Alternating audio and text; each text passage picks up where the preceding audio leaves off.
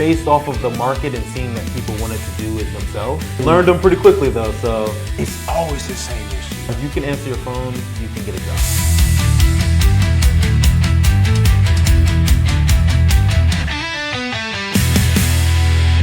Today we're talking to Kurtis Goines. He's the guy behind Ace Removal Services and various other brands. He started a junk removal company. He's moved on since then to several other projects. If you're looking to start a new business in 2026, this is the episode that you need to watch. All right, well, Kurtis, welcome. Thank you. Thanks for making it down. Appreciate your time. I know you and I have had several conversations on the phone about dumpsters and dumpster strategy, and I feel like I've learned some stuff from you, and you learned some stuff from me.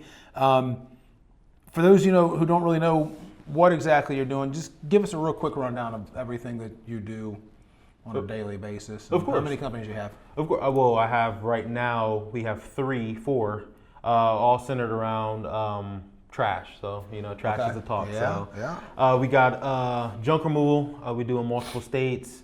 We do dumpsters over in Columbus, Ohio, or Sunbury, Ohio. We have valet trash, which we're trying to do national. So that's like door-to-door trash collection for apartment complexes. That's kind of where I started in this whole like trash industry. But from there, just trying to do as many businesses as I can for as many income streams as I can. So, yeah.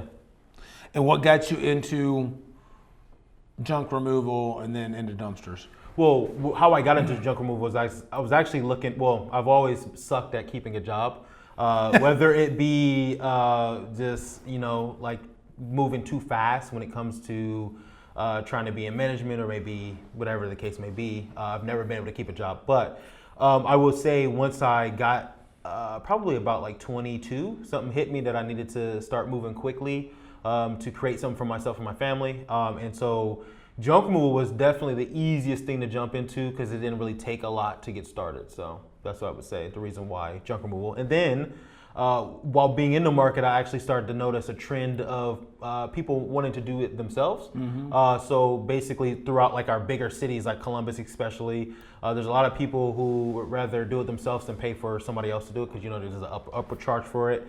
And so then we were entertaining the idea of getting dumpsters and then, kind of got lucky in that industry and start like kind of meeting with other people who had dumpsters or who had like the capital to help in that area. So, yeah. I just have to laugh because people have asked how I got in the business, and I'm like, I was in the environmental field for 20 some years and had one job. I had two jobs out of college that lasted me 28 years, 29 years. Oh, wow. For two jobs. And then I went through three jobs in like 3 years.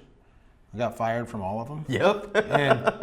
and I just tell people, I'm like, I didn't really have a bad work ethic. I just had a bad attitude. Yeah. When you see the way you think things should be done. Exactly. And you really know that it's a better way to be done. And then you try to tell people that you think you're probably smarter than and have more experience than how it should be done. And then they get mad and then they write you up and then they fire you. So I had several friends say, just start your own business. You need to work for yourself. So that's why I was laughing when you said, it fits. Yeah, you're not a bad worker. Right. You're just a bad employee. Yeah, absolutely. Yeah, I know that for a fact. So. Yeah, and I'll admit to it. I'm not afraid of that. So, all right, so how many people do you have working for the junk removal side right now? So for junk removal in general, we have like 30 to 40, and that's throughout multiple different states. We have in-house people, so like dispatchers, things like that. So yeah. Okay. How many do you have that work directly for Ace? Who work direct? We have 4 people who work directly for Ace. That's our dispatchers, our organic, like what do they call them, like SEO people and things like that. So. Okay. And how long have you been in business? We've been in for Ace has actually just started last year, but I've been in junk removal for about 3 to 4 years now. Okay. So, yeah. So then, what made the decision that you want to jump into dumpsters? Well, the biggest thing was like based off of the market and seeing that people wanted to do it themselves. There was a huge hole in us, like we want to come out and do the work for you.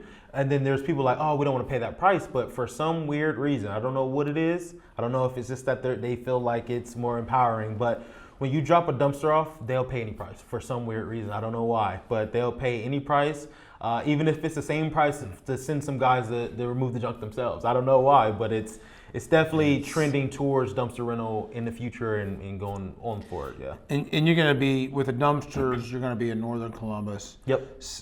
Obviously, I mean, I think that's the biggest growing area in the state. Right? Yeah. Maybe in the nation. It's huge. Are you seeing a lot of competition jump into that market? So actually, no. What my biggest strategy is actually going to where there is no competition, because if you can be the first person in the area, or you can be the biggest person in the area, usually you can more than likely get the business. So we actually stray away from competing with other haulers, if you will. So yeah. Okay. So you're looking for everything outside of the loop, outside of 270. Yep. You're wanting to handle everything out that way, kind of in the suburbs. And now, are you going to charge mileage, or are you going? So we actually our home base is actually based in Sunbury. So actually we're only probably 30 miles out from that, but we just incorporate it into our price in general. So that's what we do. Okay. But we can. Mileage is an option, but it's not something we do right now. So I'd strongly recommend you might want to look into that, because if you're working that outer loop, you're going to have a lot of windshield time. That as you get more and more dumpsters, you're going to want to reduce that windshield time, because that's where you're making your money. correct. So I would that's something we can talk about too. We talk a couple times a month, Right. but we're going to need to figure that one out, especially as you move forward, because you're going to find that it's fuel, it's man hours, and it's lost opportunity time for you to pick up dumpsters. Correct. I understand that. Yeah, so I would that's something we'll probably have to sit down, take a map, and look at. Running a dumpster company isn't for the faint of heart. It's long hours, juggling drivers, chasing payments, all while trying to keep the next job on track. I'm Todd, owner of Pack Mule Dumpster Rentals. Trust me, I've lived every headache you're dealing with right now. That's why we built Bin Boss. It's more than software. It's a system that makes your dumpster business run like a machine. So you can handle more jobs without more trucks, let customers book online anytime, keep them happy with real timelines, and finally get invoices out before they collect dust. We haul too, and that's why this works. You want to see how it can transform your business? Bet on yourself with Bin Boss and book a demo today. All right, so why, I understand where Sunbury is, right up 71 there. Why did you choose that? Well, it was already our home base. Okay. The guys that work and do our drop-offs and pickups, they live in that area, so it was easier for them to get the equipment from their home, get right out on the road, and then get it back before they have to get back home. So it's a little bit better of an area as well. So. Okay, and then you're utilizing the chassis systems, as we know. Oh yeah, absolutely. We learned them pretty quickly though. So. Because you had a good teacher. Of course. What to say? Yeah, definitely. You haven't called me yet, so there have been any problems? No. I mean, the only thing, there was one time our driver actually got it stuck on the lip, but we jacked it up off of the actual lip of the chassis. Yes, so that can happen sometimes yeah. too, I'm sure. Yeah. I bet you it doesn't happen again. Though. No. I mean, that's just going to be... It's being slow and working through it.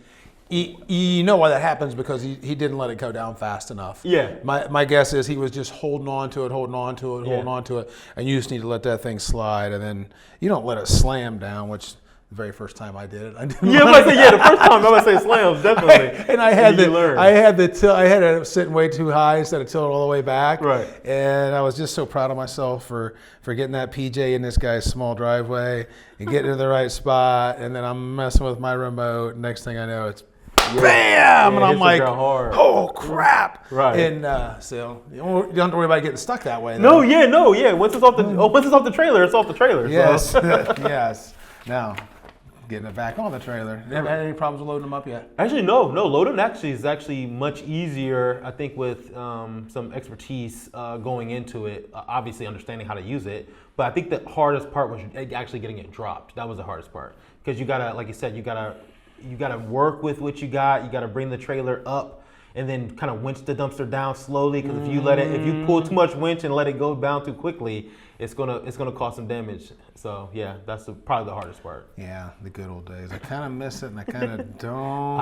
I don't miss it. I'm new here, so it's cool. I know, but it's one of these things where, when it was running before, and I get called with some of those problems, I'm like, man, I'm glad I don't have to worry about those problems now. You know, Yeah. the winch not working, it won't lift all the way up, it's leaking hydraulic fluid everywhere. You know, Yeah. and those are all issues when it comes to the chassis systems. I don't care. It happened to me when my chassis, when that PJ was 3 months old. We were facing these issues. Yeah. So it's like, I know we discussed that when Right. you took over that system.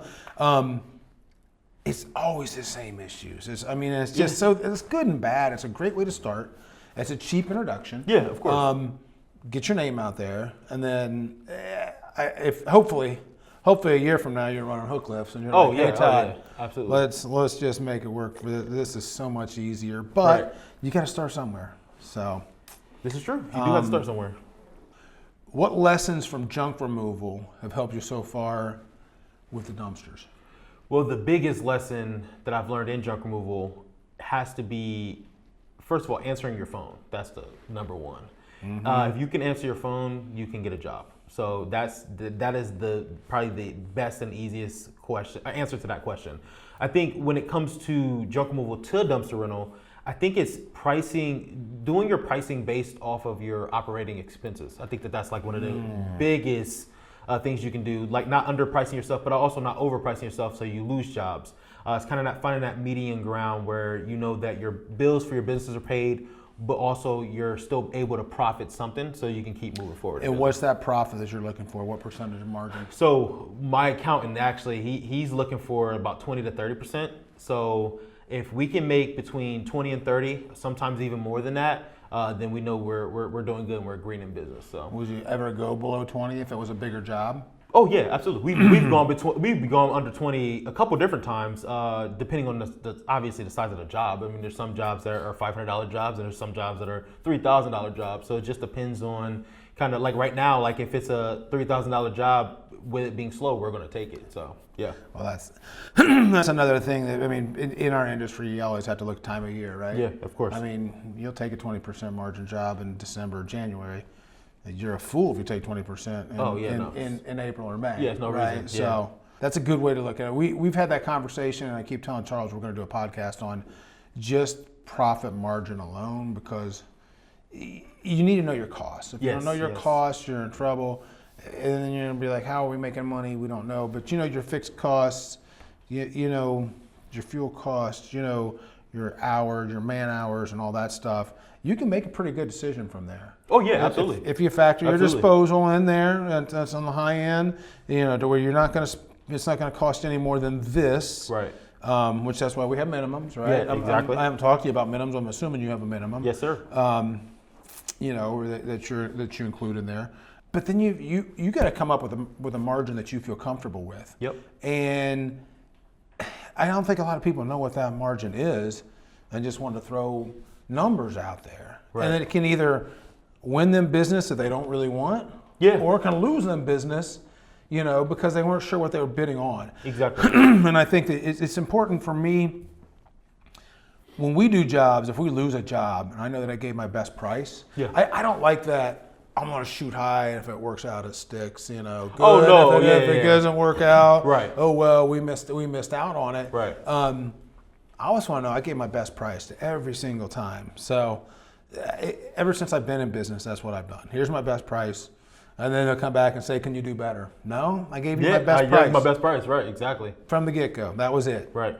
You know, if there was room to negotiate, then you probably don't trust me. Yeah. You know, or you shouldn't trust me. If we can start here, it is. If I can start all the way at 5,000 and come down to 1,000, there's an issue. Yeah. Yeah.